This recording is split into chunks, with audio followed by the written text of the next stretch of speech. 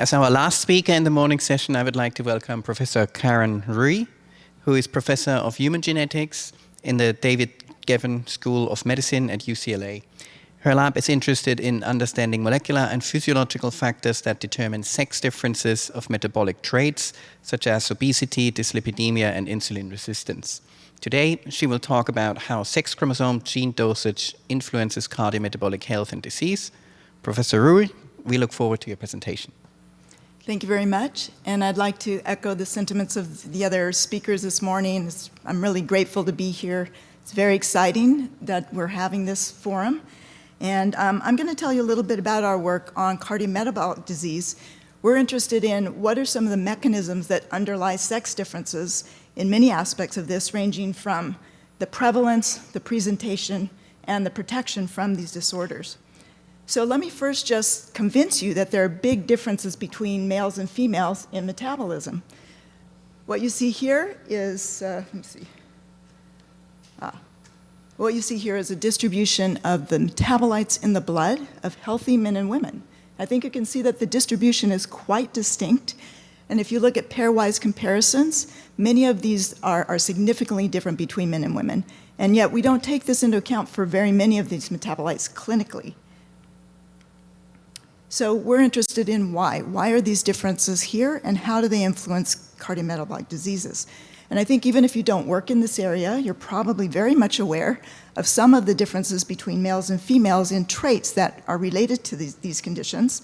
How much fat we store, where we store it on our body, the lipids that circulate in our blood, our propensity to develop things like insulin resistance and hypertension and fatty liver, and then ultimate clinical outcomes like stroke and heart disease. And so when we think about the things that underlie these differences, one of the first things that comes to mind, of course, are the hormones produced by ovaries and testes. And we heard how important, for example, estrogen receptor signaling is in the brain. But we've also been interested in an additional layer of sex, which is actually the sex chromosomes that ultimately specify the development of these different gonads. And I think the traditional view has been that sex chromosomes are extremely important in early development to specify the gonads. But the more enlightened view, as we have more and more data, is that actually sex chromosomes can influence biology throughout the lifespan, and they can act in many, many different cell types. So we're interested in exploring that. But it's a little tricky, because if you think about it, individuals that have XX chromosomes usually have ovaries, so that goes together. And if they have XY chromosomes, they usually have testes. So how can we separate these out to really understand the role of each of them? And for this, we turn to a mouse model known as the 4 core genotypes. This is a model that was developed through the work of several people, and it's been very useful to start to tease apart chromosomal and gonadal sex effects. The model consists of 4 different genotypes here. So we have, I'm not sure how this works. We have the standard sexes of XX animals with ovaries and XY animals with testes. And then we have these 2 additional genotypes. We can make XY animals that have ovaries and XX animals that have testes. And I'll show you, hopefully, that this is valuable. If you're wondering how this is done, it really relies on the SRY gene, which is normally present on the tip of the Y chromosome here. And when this is present, it specifies the development of testes. But if it's deleted, then we have an XY animal that will develop ovaries. On the other hand, we can transplant that SRY gene to an autosome. In this case, it's on chromosome 3, and we can now have XX animals that develop testes. So how do we use this model?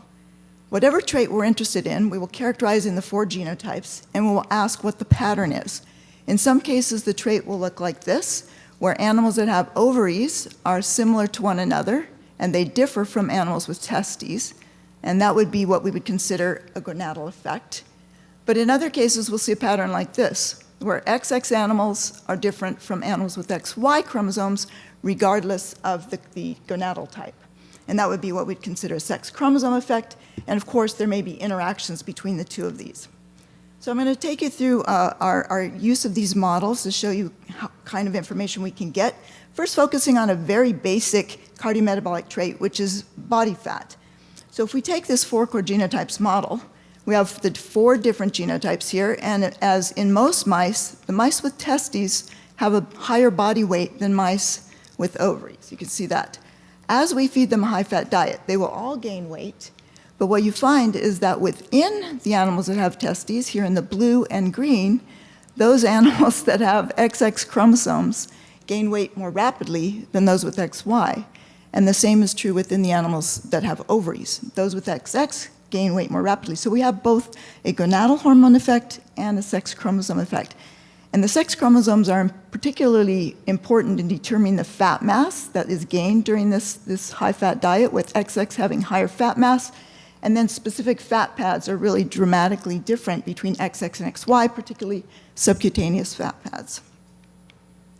So we've used this model to characterize many different related traits, such as fat accumulation in the liver, which again has a high propensity in XX animals fed a high-fat diet compared to XY, differences in aortic lesion development, insulin resistance, and so on. But the question is why? What is it about having XX chromosomes or XY chromosomes that might be producing these effects? And so that's really the heart of what we're striving to learn. And to answer this question, we can use an additional mouse model that lets us break this apart a little bit more. I won't go into too much detail. We call this the XY star model.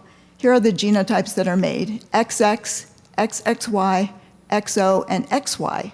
And what this allows us to do is to ask the question whether it's important to have 2 X chromosomes versus 1 X chromosome for a particular trait, or is it important for us to have no Y or 1 Y? So let me illustrate with some data here. If we look at the body weight gain in animals with these 4 genotypes, what we find is that animals separate into 2 groups. On the top here, we have animals that gain more weight if they have XX or XXY chromosomes. They gain less weight if they have XY or XO chromosomes. And I should mention this particular experiment was done after we gonadectomized the animals, so we can see these chromosome effects very distinctly. But what this tells us is that if having 2 X chromosomes is a risk factor for this higher weight gain, and the Y chromosome, which is present in both groups, isn't the key here. That's useful to us because it can help us start to think about molecular mechanisms. And so if we're thinking about what is it that would make an XX animal have more body fat, for example, than an XY animal, first think about what's in each cell. In an XX cell, we have, of course, the 2 X chromosomes, and in an XY, we have an X and a Y. Now, the X chromosome is a very important chromosome. It encodes about 800 protein-coding genes, most of which have nothing to do with sex development or anything of the sort. And then the Y chromosome has about 80 genes, mostly involved in male reproduction. So what happens early in development, as you probably know, is that one of the X chromosomes is inactivated.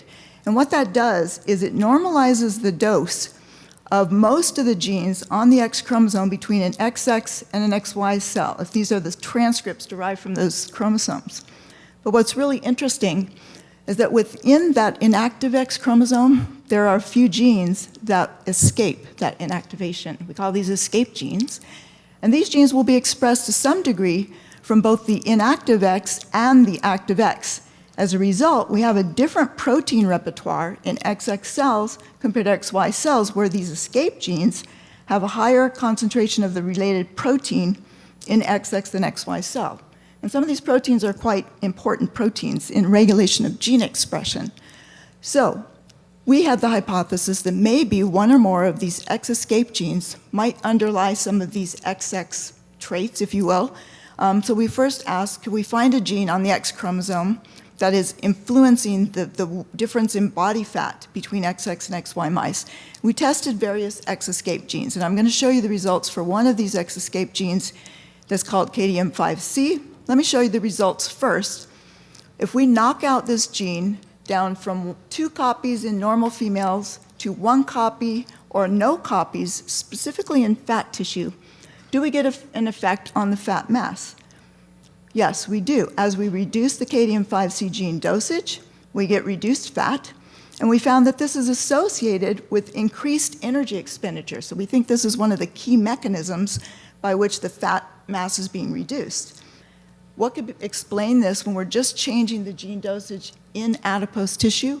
Well, we look at adipose tissue, we see that there's a different character In wild-type animals with 2 copies of KDM5C, you see the typical white adipose tissue morphology with large adipocytes filled with lipids.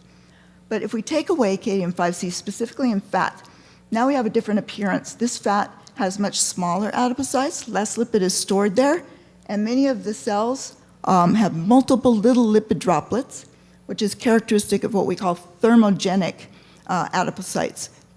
Adipocytes that actually use energy to generate heat. It's a way of actually using up calories. And by moving the dosage of KDM5C, we make the adipose tissue more thermogenic.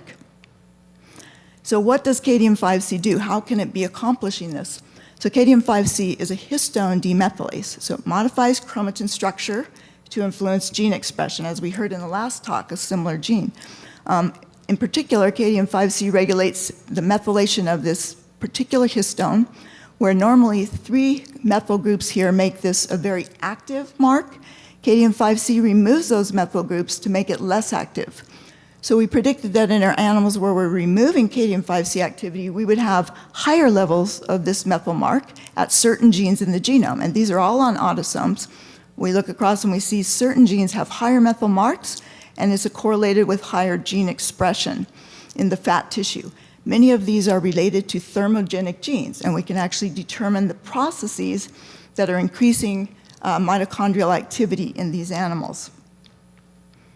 So if I'm to summarize what we've seen with KDM5C is we think that this is one of the players on the X chromosome that promotes sex differences in gene expression and metabolism. We have higher expression of KDM5C in an XX compared to XY cell, higher levels of the protein, there's more activity on histone marks, leads to alterations in gene expression and sex differences in energy balance. I want to show you that also KDM5C escapes X inactivation in humans, so that in humans you find that women have higher expression of this gene in their adipose tissue than men do.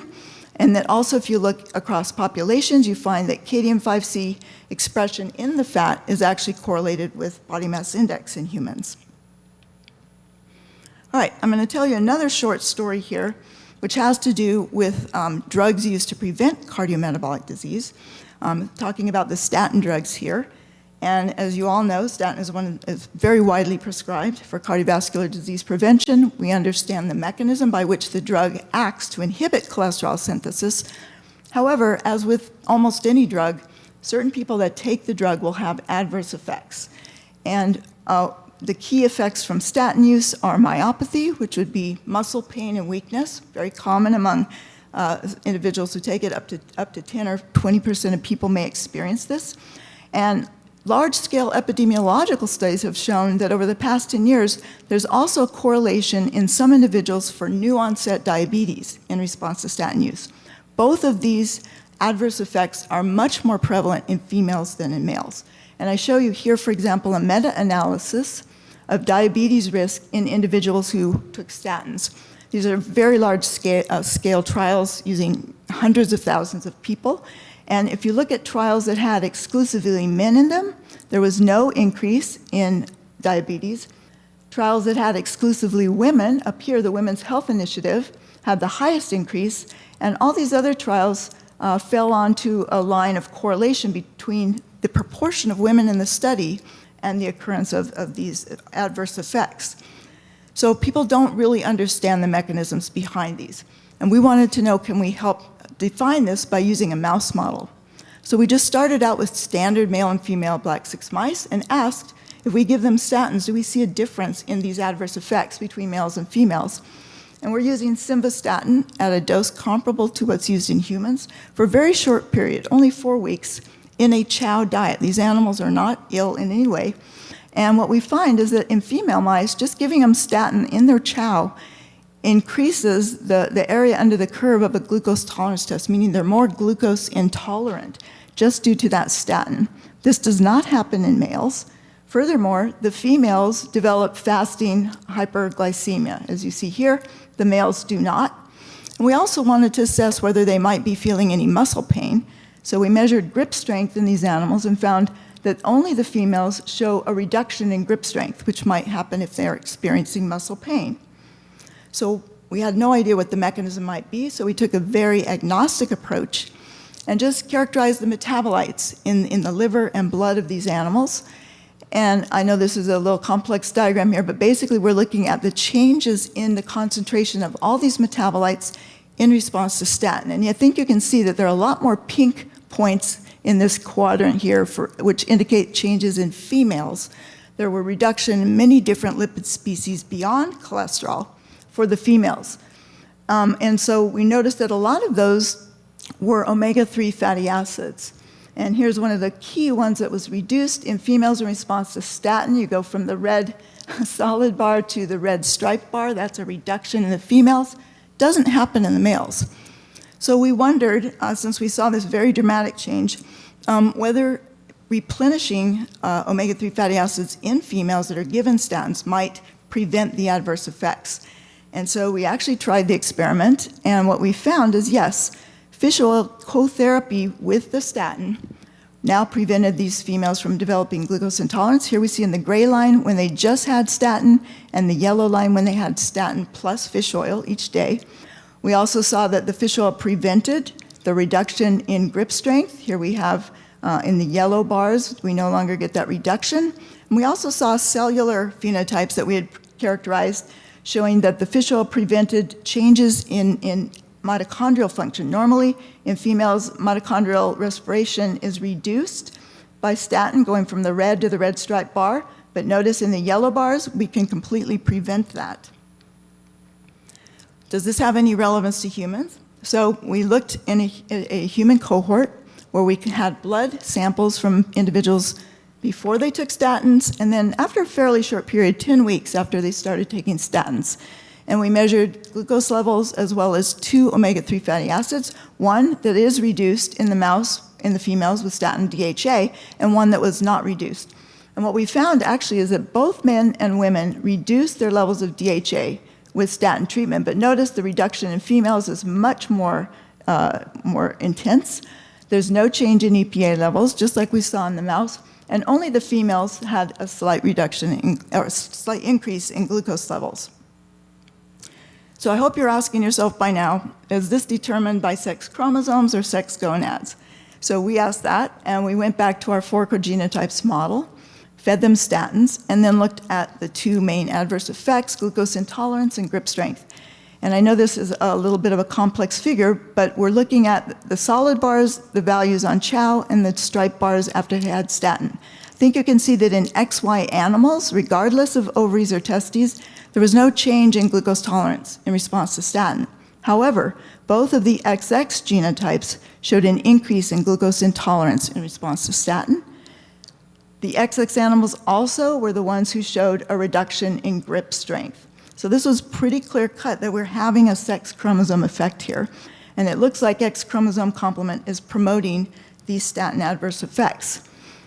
Well, we went back to our traditional method of asking, could it be due to some of the X chromosome escape genes, and tested various mouse models. And the one that was a winner was our favorite gene, KDM5C. What we did here is we made heterozygous animals throughout their body and then fed them statins.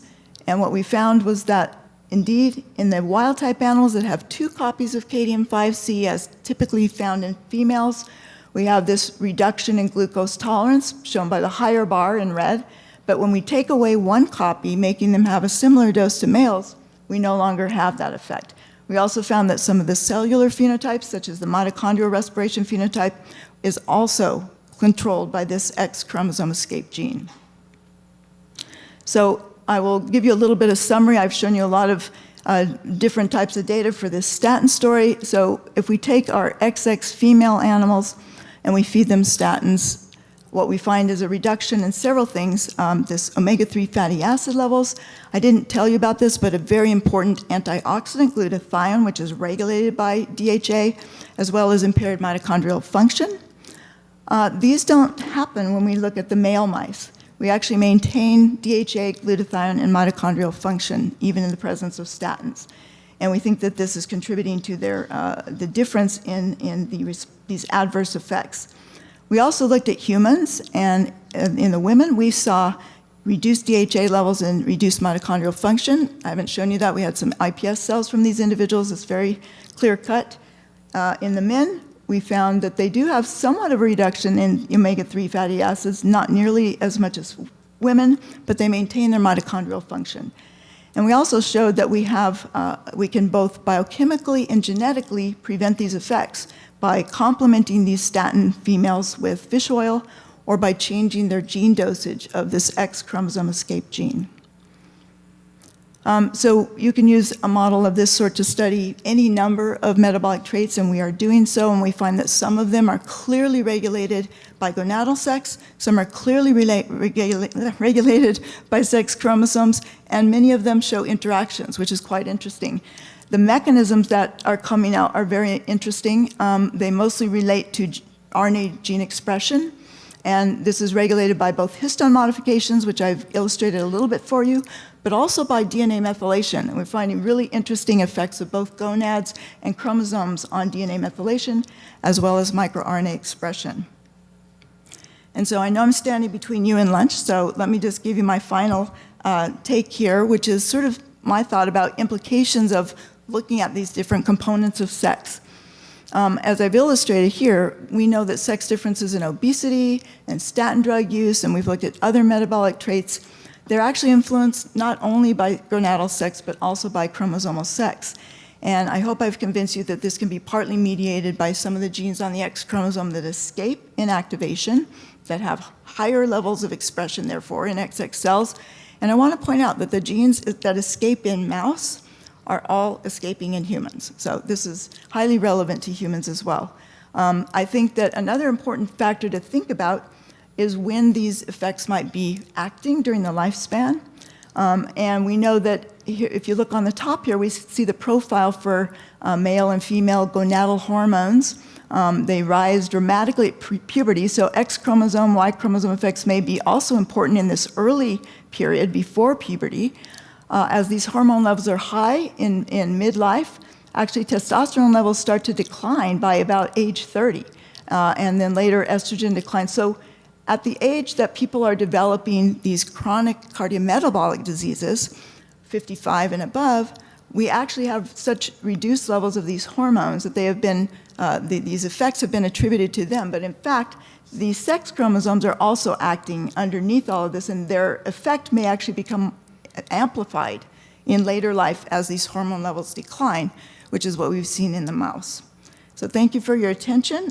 Just like to acknowledge my collaborators and my support. Thank you.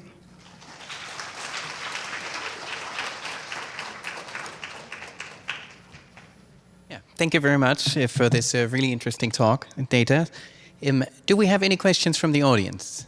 Yes, there's one in the back. Thank you for a wonderful speech. I have a question I may have missed, but was there a reason why you focused particularly on the KDM5C gene among the many other escape genes? Yes, thank you for the question. She was asking why did we focus on KDM5C? Because it was a short talk. We have actually looked at several of those escape genes by a similar means, and that was the one that really showed an effect on adiposity. Some of the other genes are showing effects on other traits. So KDM5C is not the only gene that's important, but I just wanted to illustrate that. There's another question here at the front. Yes, microphone's coming.